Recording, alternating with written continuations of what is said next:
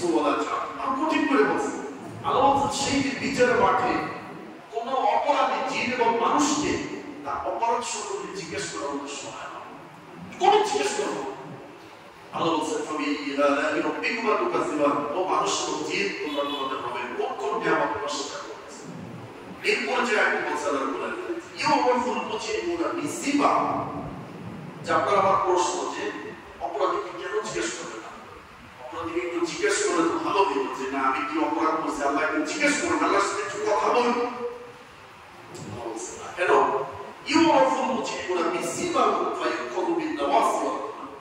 অপরাধীকে তার চিহ্ন দেখেই চেনা যাবে, অপরাধীকে তার চিহ্ন দেখেই চেনা যাবে যে এই অপরাধী। আল্লাহ বলছেন তার সামনের চুলের মুষ্টি ধরে তারপর পাটাকে টেনে এসে তারপর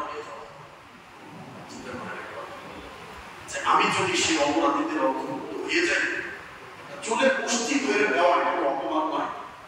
আপনাকে আমাদের এখান থেকে নিয়ে গেলে এত ছোট ঢাকা নিয়ে একটা ঠিক আছে, কিন্তু যদি আপনার পাটা ধরে চালিয়ে নিয়ে দেন তাহলে সেই দৃশ্যটা কেমন হইতে পারে? মানে এটা একটা লজ্জাকর বিষয়, একটা অপমানকর বিষয়। পাটা ধরে চালিয়ে নিয়ে চলে গেছে, কেমন শাস্তিটা দেখেন, এটা হলো লজ্জার বিষয়। আর কিভাবে আপনাকে দেওয়া হবে সেই পদ্ধতিটা বলা হলো যে অপরাধীকে দেখেই চিনে ফেলা হবে, আপনার মাথার চুলের মুষ্টি ধরে টেনে নিয়ে যাওয়া হবে, আপনার পা ধরে টেনে নিয়ে যাওয়া হবে। আল্লাহ রাব্বুল আলামিন যেন আমাদেরকে এই অপরাধীদের অন্তর্ভুক্ত না করা, আমাদের বিনাশ হিসাবে জানা হচ্ছে আল্লাহ তৌফিক দান। সবাই বলছেন আজকের যে আমাদের বিষয় আছে সূরা নিসার 36 নম্বর আয়াত, আল্লাহ রাব্বুল আলামিন এখানে শুরুতেই বলেন ওয়াকুল্লাহ ওয়া লা তুশরিকু বিহি শাইআ, তোমরা আল্লাহ তাআলার ইবাদত করো। এই আয়াতের তাফসীর আমরা নিয়ে সূরা বাকারার 121 নম্বর আয়াত, যেখানে আল্লাহ রাব্বুল আলামিন বলেন ইয়া আইয়ুহান নাস উবুদু রাব্বাকুম। কারণ এখানে আপনার প্রশ্ন থাকতে পারে যে আল্লাহর ইবাদত কেন করব? আমি পৃথিবীতে আসছি, আমার বাবার ঘরে আমি জন্ম নিয়েছি, তো বাবার কাজ করবো, বা যে মালিকের কোম্পানিতে আমি চাকরি নিয়েছি সেখানে নিয়ে কাজ করবো, তা আল্লাহর ইবাদত করতে কেন? আল্লাহ এটা বলে দিয়েছে। আল্লাহ যেহেতু তার ইবাদত করতে বলল, এই দাবির পক্ষে সে দলিল পেশ করেছে। সূরা বাকারার আয়াতটি পড়তে হবে 21 নম্বর আয়াত। আল্লাহ বলেছেন ইয়া আইয়ুহান নাস উবুদু রাব্বাকুমুল্লাযী বাস মুত্তাকিন। আল্লাহ বলেছেন যে তুমি তোমার রবের ইবাদত করো। পৃথিবীর সমস্ত মানুষকে বলছে, কারণ এটা তাওহীদের ডাক।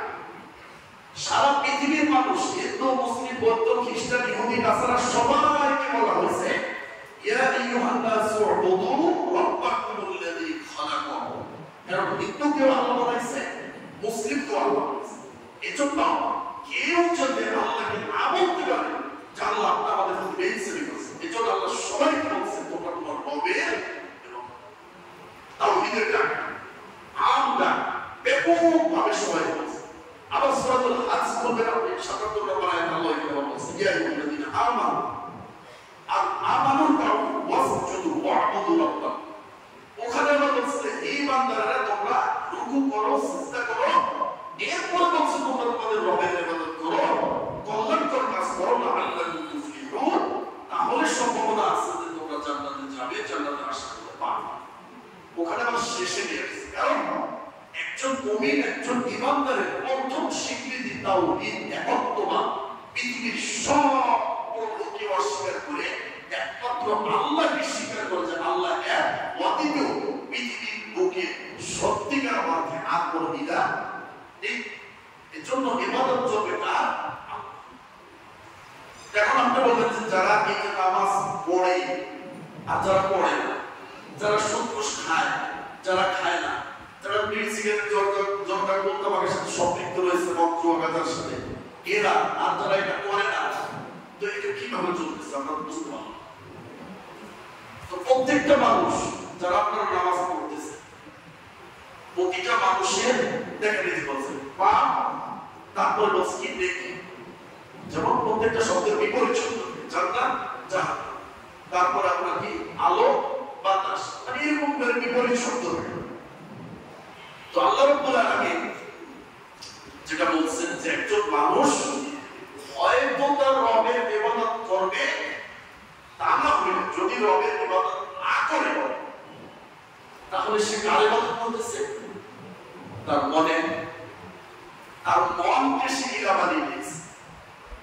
এই কথাটা এমনি বলি এই কথাটা দলিল রয়েছে 44 নম্বর সূরা বের করবেন সূরা জাসিয়া 25 নম্বর পারায় একেবারে 19 নম্বর পৃষ্ঠা দেখবেন 23 নম্বর আয়াত আল্লাহ কোরআনে বলেছেন বলতেছে আফরাআইতা মান ইত্তাখাযা ইলাহু হাওয়াহু আল্লাহ বলছেন নবী এদের ব্যাপারে আপনি কি বলবেন যারা নিজের মনকে যারা নিজের চাহিদাকে প্রবৃত্তিকে যারা ইলাহ বানিয়ে নিয়েছে মাবুদ বানিয়ে নিয়েছে এদের ব্যাপারে আপনার সমাধান আল্লাহ বলছেন ওয়াদাল্লাহু আলা ইলম আমি জেনে শুনে তাদেরকে আমি পথ প্রশ্ন করি আল্লাহ যদি পথ প্রশ্ন কাউকে করে তাহলে সে কি নামাজে আসতে পারবে তার মানে এখন যারা নামাজে আসতে পারে না জুমায় এদেরকে কে পথ প্রশ্ন করে রাখছে বলেন আল্লাহ এরা জানে যে জুমার দিনে ইমাম মেম্বারে দাঁড়ানোর আগেই জুমায় যেতে হবে তারপর দেরি করে যাওয়া যাবে না এই ইসলাম এই দাওয়াত তাদের কাছে বহু কামি বলছে তারপরও আসে নাই তার মানে এরা কাকে প্রাধান্য দিছে এদের মন তাহলে এই ক্ষেত্রে তারা ইলামাত লোকাকে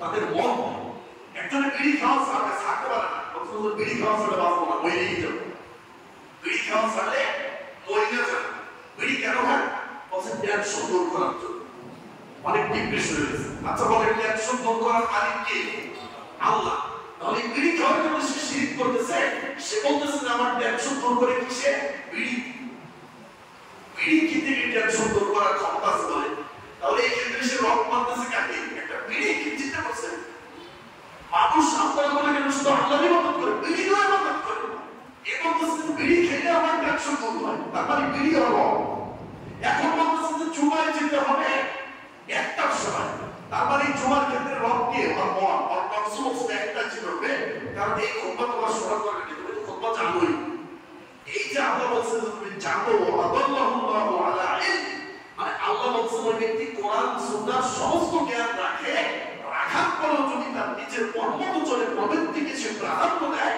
তাহলে আমি ওই প্রাধান্যের উপর ছেড়ে দেই এটাই হচ্ছে আল্লাহ জেনে শুনে তাকে প্রশ্ন করে তারপরে ওই ব্যক্তি জানে তারপরে কি বলছে জানেন কথা আল্লাহ সাথে কি অতল বেশি তার অন্তরে আর তার ইসের এই কানে আল্লাহ রাব্বুল আলামিন সিম করবে আর এই কোরআন বলবেন এখন আসবে ঠিক আছে কিন্তু এই কোরআন হাদিসের কথা শুনে তার ভিতরে ঢুকবেন বলছে আল্লাহ বাসারি বিশাল আর তার চোখের উপর বিশাল একটা পর্দা দিয়ে দিয়েছে এই ওয়ালের ওই পাশে কি আছে আমি দেখতে পাই ঠিক তেমনি ভাবে আল্লাহ রাব্বুল আলামিন যখন আপনার এই চোখের সাথে পর্দা দিয়ে দেবে তখন আপনি সত্যকে সত্য বলে জানতে পারবেন না কোরআন হাদিসের জ্ঞান আপনার ভিতরে আপনি দেখেও দেখতে পাবেন না এটা আপনার ভিতরে ঢুকবে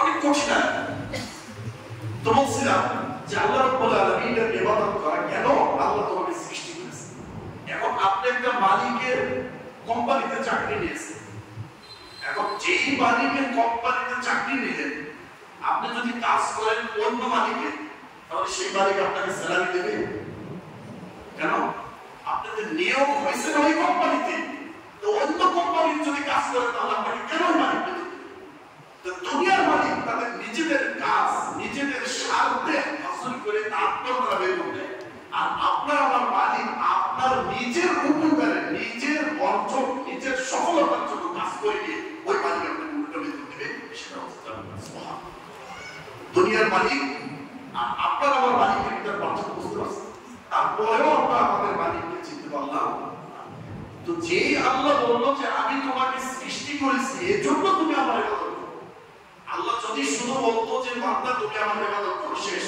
তাহলে আপনি দাবি পেশ করতেন কেন আপনার ইবাদত করো আমি তোমাকে সৃষ্টি করেছি এখন বলা বুঝে যে আপনার এই সৃষ্টির ভিতরে কি নেই বলুন এখন যদি এই মুহূর্তে আপনার অ্যাক্সিডেন্ট হয়ে যদি চক্ষু নষ্ট হয়ে যায় যদি একজন ব্যক্তি আপনার একজন শুভাকাঙ্ক্ষী হিতাকাঙ্ক্ষী ব্যক্তি যদি বলে যে বন্ধু আমি তোকে একটা চোখ দিব তাহলে এই বন্ধু আপনার কাছে কতটা প্রিয় হবে এই বন্ধু যা বলবে জীবনে আর কোনোদিন এই বন্ধু কি বলবে আপনাকে যে আল্লাহ সৃষ্টি করে চোখ দেখে হাত দেখে কি নাম আছে বলেন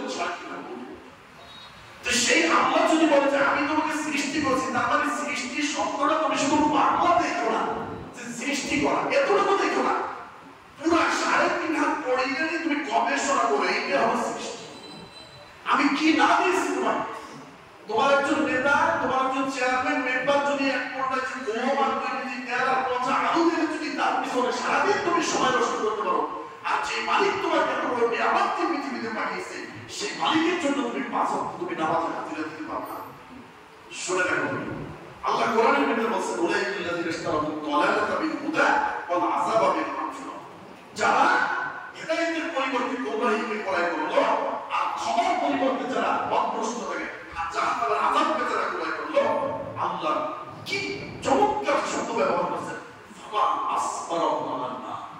ফামা এখানে মা বিবাহিত মা, এই মা শব্দটা তাআজ্জুব আশ্চর্য ব্যবহার করেছে। আল্লাহ বলেছেন কি আশ্চর্য বিষয়, ফামা আসবারাহু আলান নার, তারা জাহান্নামে যাওয়ার জন্য কিভাবে প্রস্তুত হয়ে আছে, কি ধৈর্যশীল তারা।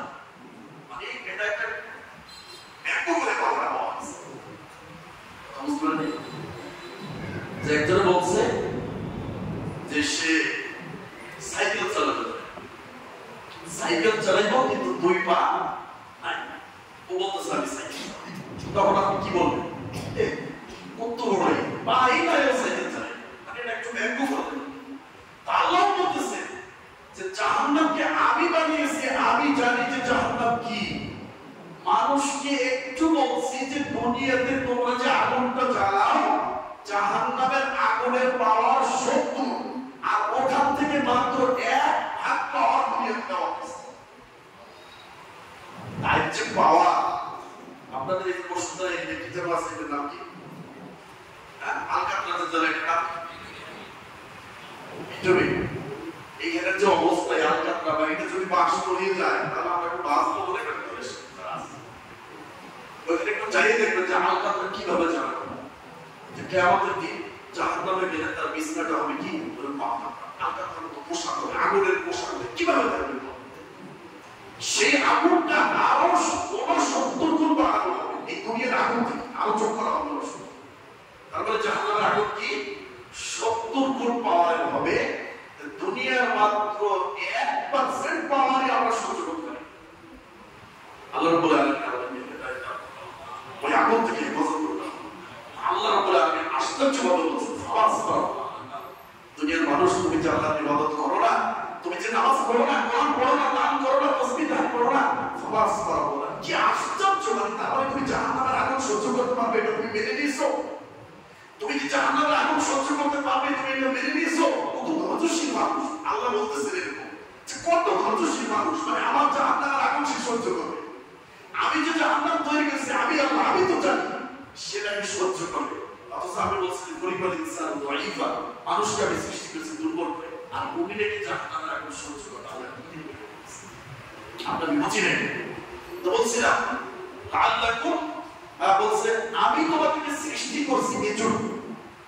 আরেকটা বলছে আল্লাযীনা মিন ক্বাবলিকুম, তোমাদের পূর্ববর্তী মানে আজকের দিনের আগ পর্যন্ত পৃথিবীতে যত মানুষ আছে আদম থেকে সব মানুষকে সৃষ্টি করেছে কে? তুমি যে আজকে তোমার মনের প্রাধান্য তুমি শয়তানের আনুগত্য করো, তাগুতের আনুগত্য করো, তোমার তাগুতকে তুমি কি বলো যে আল্লাহ তো এই পৃথিবীর শুরু থেকে আজ পর্যন্ত যত মানুষ আছে সব বানাইছে, তাই না? কত মা বলতে এখনো বন্দা রয়েছে, সন্তান হয় না। তুই তো তাগুতের ইবাদত করতে পারলে তাকে একটা সন্তান পাবে? পৃথিবীর কোন বিজ্ঞানী কোন আবিষ্কার আছে এরকম যে একটা মানুষ বানাইতে পারবে? বানাইছে আপনার কিসের মানুষ? রবটের নাকি?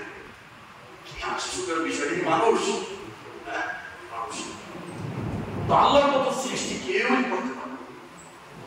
তো আল্লাহ এত বড় চ্যালেঞ্জ করলেন, শুধু আপনি যদি এটা মনে করেন এই কোরআনের আয়াতে এইভাবে পড়েন যে আল্লাহর ইবাদত করো, কেন আল্লাহ তোমাদেরকে সৃষ্টি করেছেন, আমি বলছেন সৃষ্টি করা শুধু বাংলায় এটা বললে হবে না, এই সৃষ্টিটা নিয়ে আপনাকে গবেষণা করতে হবে। সৃষ্টির মধ্যে কি আছে আমার সৃষ্টি? আমার একটা চোখের দাম কত, একটা কিডনির দাম কত, একটা হাতের দাম কত, একটা পায়ের দাম কত, এটা আপনার সৃষ্টি নিয়ে চিন্তা করুন। এবং আপনাকে এটা গবেষণা করতে হচ্ছে যে তোমাদের পূর্ববর্তী সব মানুষকে আমি সৃষ্টি করেছি। এখন চিন্তা করে যে আদম থেকে আজ পর্যন্ত, আজকের দিন শুক্রবার দিন পর্যন্ত কত মানুষ আমরা সৃষ্টি করেছি।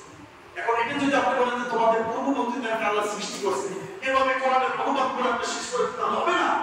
আপনাকে আল্লাহর ক্ষমতার অনুধাবন করতে হবে যে এই পর্যন্ত আল্লাহ কত crore crore crore billion billion trillion মানুষ আল্লাহ সৃষ্টি করেছেন। আল্লাহ কত বড় ক্ষমতা, কত বড় পাওয়ার। এই ক্ষমতার মালিক পৃথিবীর আর কেউ করতে পারে না, একমাত্র কে? ওই আল্লাহ। যে আল্লাহ সৃষ্টি করেছে। শেষে বলছেন আল্লাহ, তাহলে তোমরা কি হবে?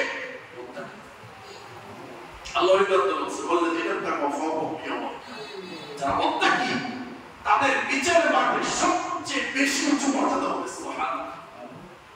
একটা উদাহরণ দিই, এখান থেকে আমরা যাবো এয়ারপোর্টে। এয়ারপোর্টে যেতে হলে আমাদের ধরেন 3 থেকে 4টা চেকপোস্ট আমাদের থাকবে, তাই না? চেকপোস্টে আপনাকে গাড়ি রেখে রেখে আটকাই, কিন্তু এমন একটা গাড়ি আছে যেই গাড়িতে কেউই আটকাই না। বলেন সেটার নাম কি? অ্যাম্বুলেন্স হচ্ছে কি? মুত্তাকি। বিচারের মাঠে সব জায়গায়, কবরে, বিচারে, হাসরে, ফুলসিরাতে কোথাও কোনো ট্রাফিক জ্যামে আটকাবে না কাদেরকে? মুত্তাকি। অ্যাম্বুলেন্স গাড়ি যেভাবে একেবারে ট্রাফিকের আইন ভঙ্গ করে চলে যায়, তাদের কোনো আইন নাই। বিচারের মাঠে ওরকম কবর থেকে হাসর পর্যন্ত, জান্নাতে ঢোকার আগ পর্যন্ত মুত্তাকিদের কোনো ট্রাফিক চলবে না, ডাইরেক্ট সোজা জান্নাতে চলে যাবে। সুবহানাল্লাহ। আল্লাহ বলছে তুমি তোমার রবের ইবাদত করো, আমি তোমাকে ওই মুত্তাকিদের অন্তর্ভুক্ত করব, তোমাকে ওই অ্যাম্বুলেন্সের ভিতরে ঢুকিয়ে দেব। তুমি সেই মুত্তাকি হবে যার কোনো ট্রাফিক সিগন্যাল থাকবে না, তুমি সোজা জান্নাতুল ফিরদাউসে চলে যাবে। সুবহানাল্লাহ। সকালে বলছে আল্লাহ বলছে বলে এত তুমি সেই না, আর আল্লাহর সাথে কাউকে শরীক করো, আল্লাহর সাথে কাউকে শরীক করো না। কেন? নবী যে হাদিস বলছেন বান্দা কি আল্লাহ লা তুশরিকু বিহি শাইআন দাখালাল জান্নাহ। যেই ব্যক্তি আমার সাথে সাক্ষাৎ লাভ করলো আর তার আমলনামে কোনো শিরকের গুনাহ নাই, সোজা জান্নাত। সুবহানাল্লাহ। একেবারে জান্নাত। ওয়াসিল জামালকে বলছে যে ওয়াস, তুমি কি জানো যে বান্দার উপর আল্লাহর হক কি? আল্লাহর উপর বান্দার হক কি? ওয়াসিল জামালকে বলা হয়েছে যে বান্দার উপর আল্লাহর হক হচ্ছে যে বান্দা শুধুমাত্র আল্লাহর ইবাদত করবে, তার সাথে কাউকে শরীক করবে। এটাই একমাত্র হক আল্লাহ আপনার উপর। আর আমার হককে আল্লাহর উপর আমার দাবি কি, চাওয়া কি? যে আমি যদি শুধুমাত্র আল্লাহর ইবাদত করতে পারি, আমার প্রবৃত্তি অনুসরণ না করি, আল্লাহ যেটা যেভাবে বলছে সেটা যদি মানতে পারি, আল্লাহ নবী বলছেন যে আল্লাহর হক হচ্ছে, আল্লাহর দায়িত্ব হচ্ছে কোনদিন আমাকে জান্নাত দিতে পারবে, কোনো শাস্তি হবে না। আল্লাহ রাব্বুল আলামিন কোরআনে বলেছেন ইন্নাহু মান ইউশরিক বিল্লাহি ফাকাদ হারামাল্লাহু আলাইহিল জান্নাহ। যেই ব্যক্তি আল্লাহর সাথে কাউকে শরীক করলো, তার জন্য জান্নাতকে আমি হারাম করে দিলাম।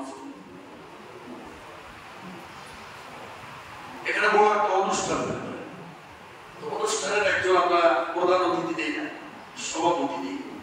এখানে একটা চেয়ার আছে, সভাপতি, একটা সাধারণ সম্পাদক, একটা আপনার বক্তা। তো আপনার সভাপতির যে চেয়ারটা, যেখানে সভাপতি সাহেব বসবে, ওই চেয়ারে এসে বসলো আপনার একজন মনে করেন যে দারোয়ান এসে যদি ওই চেয়ারে বসে, এখন আমাদের বিচারে আমরা কি করবো? তাকে একটা নাস্তা দেবো, ভালো কাজ করছো, সভাপতির চেয়ারে তুমি বসতো, তোমাকে আমরা মিষ্টি মুখ করে নাস্তা দিই নাকি? এটা এখানে কত বড় অপরাধ করছে, সভাপতিকে অপমান করছে।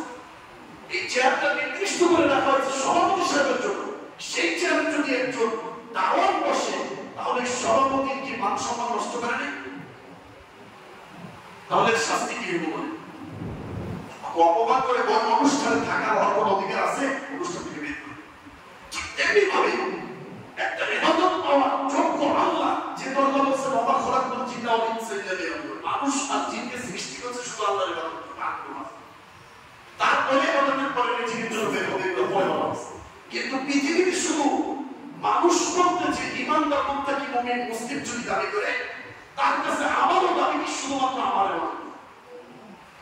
তার মন বলছে যে আজকে জুমার দিন একটু দেরি করেছে, না আসে পারবে না, তাকে জুমার দিন আগে বেরোতে হয়েছে। তো রাসূল বলছে যে না, মেহরাবে ওঠার আগে আমাকে যেতে হবে, এটা তাকে মানতে হবে, এটা রবের নির্দেশ। আর যদি সে বলে যে আমি একটা দিকে যাবো, তাহলে এটা তার নিজের নফসের নির্দেশ, না নফসের ইবাদত করতেছে। সে আসলো ঠিকই, কিন্তু সে আল্লাহর ইবাদত করে আসলো না, সে তার নিজের নফসের ইবাদত করে আসলো। যেতে হবে, না গেলে মানুষে কি বলবে আজকে জুমার দিনে নাই সে আসে, আল্লাহকে খুশি করার জন্য আসে, সবাই তারপরে